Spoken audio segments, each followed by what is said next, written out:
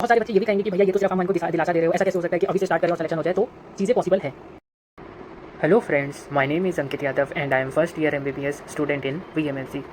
सबसे ज़्यादा सवाल जो मुझसे क्लास 11th एंड 12th के स्टूडेंट पूछते हैं वो ये कि क्या हम अगर अभी से पढ़ना स्टार्ट करें तो क्या हम बोर्ड प्लस नीट जैसे कॉम्पिटिटिव एग्ज़ाम में भी अच्छा कर सकते हैं।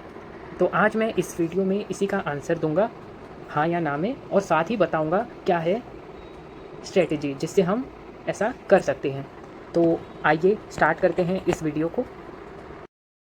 तो सबसे पहला पॉइंट, क्या पॉसिबल है या नहीं। तो इसका आंसर है येस पॉसिबल है, बट जैसा कि आपको भी पता है अगर आप अभी से स्टार्ट करोगे तो आपको थोड़ा सा स्मार्टर वे में जाना पड़ेगा और एक एवरेज स्टूडेंट के मुकाबले थोड़ा सा ज़्यादा पढ़ना पड़ेगा, और हमें यही एक ज़रिया है जो हमें आगे ले जाएगा और मदद करेगा कॉम्पीट करने में और बच्चों से, है ना। तो फॉलो हमें करना पड़ेगा और अपने आप से ये बिलीव करना ही पड़ेगा कि हाँ हम रेडी हैं एक्स्ट्रा एफर्ट के लिए, बस कोई हमें एक स्मार्ट स्ट्रेटजी बता दे जिसे हम फॉलो करके आगे मूव ऑन करें, है ना।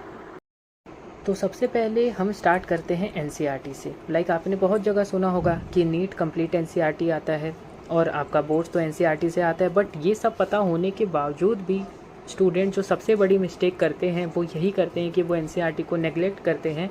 ऐसा मत करो, NCERT ही हमारी गीता है। इस फोकस से आप NCERT की हर एक लाइन पढ़ो, स्पेशली फॉर बायो में सबसे पहले बात करता हूँ। आप बायो में कंप्लीट NCERT पढ़ो, एक एक लाइन पढ़ो, उसे रफ नोटबुक में लिखो और साथ के साथ डायग्राम्स भी अब पढ़ना स्टार्ट करो, क्योंकि अब डायग्राम्स भी बहुत इंपॉर्टेंट है। और नीट 2025 का जिसने पेपर दिया उसे पता होगा कि डायग्राम्स की इंपॉर्टेंस क्या है। तो डायग्राम हम अच्छे से करते हैं, NCERT की लाइन बाय लाइन पकड़ते हैं और उसे एक बार रफ नोटबुक में लिखते हैं, तो मुझे लगता है बायो वाला पार्ट एटलीस्ट हमारा बहुत अच्छा हो सकता है। तो जैसा कि वीडियो की स्टार्टिंग में ही मैंने बात करा था कि स्मार्ट स्ट्रेटेजी से हमें चलना होगा। तो क्या मतलब है स्मार्ट स्ट्रेटेजी का? क्या सिर्फ हम लेक्चर कर डाले हो जाएगा? तो नहीं। क्या सिर्फ क्वेश्चन प्रैक्टिस कर दे? तो नहीं, बिकॉज लेक्चर नहीं देखे तो कॉन्सेप्ट वीक रहेंगे, कॉन्सेप्ट वीक रहेंगे, क्वेश्चन बनाने जाओगे तो वो भी नहीं बनेंगे, अलग डिमोटिवेशन आएगा।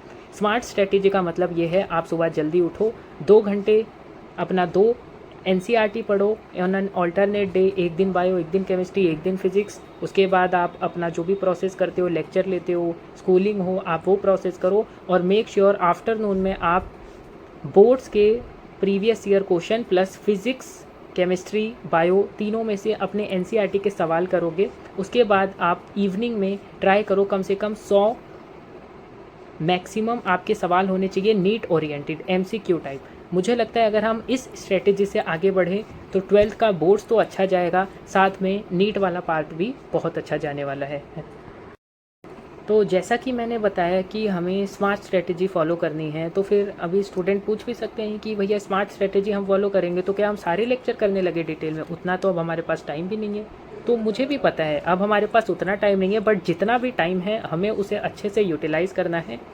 इसका बेस्ट वे ये है कि अपने चैप्टर्स को प्रायोरिटाइज़ करो, और आजकल हर कोई कैपेबल है due to help of the social media, वो ये पता कर सकता है कौन से चैप्टर हाई वेटेज है और कौन से लो वेटेज। तो हमें ट्राई क्या करना है ना, सबसे पहले हम हाई वेटेज चैप्टर करते हैं, उसके बाद लो वेटेज चैप्टर करेंगे। ऐसे हम अपने आप को रैपअप करेंगे। और एक चीज़ हमेशा याद रखेंगे कि क्वालिटी मैटर करती है रेदर देन क्वांटिटी। मैटर नहीं करता आप 3-4 रेफरेंस बुक करो और इन द एंड आप कुछ ना कर पाओ। मैटर करता है आप एक ही बुक 4 बार करो, बट इतने कॉन्फिडेंस आ जाना चाहिए उसमें कि उसमें से एक भी सवाल गलत ना हो। तो मुझे लगता है ये वाला पॉइंट बहुत इंपॉर्टेंट रहेगा हमारी नीट प्रिपरेशन में, और ये डेफिनेटली आपको हेल्प भी करेगा। चैप्टर को प्रायोरिटाइज़ करके पढ़ना है हमें और आगे मूव ऑन करना है। अब बहुत सारे बच्चे कहेंगे ठीक है भैया हम ये सारी तो कर लेंगे, बट जो टेस्ट होते हैं ना उसमें नंबर नहीं आते। तो कैसे आएंगे नंबर? टेस्ट में नंबर इसीलिए नहीं आते बिकॉज हमारा कमी हो जाती है रिवीजन में। बहुत सारे बच्चे रिवीजन नहीं करते, और रिवीजन जो करते भी वो सिंपल पेज पलट के करते हैं। तो पेज पलट के रिवीजन नहीं होती।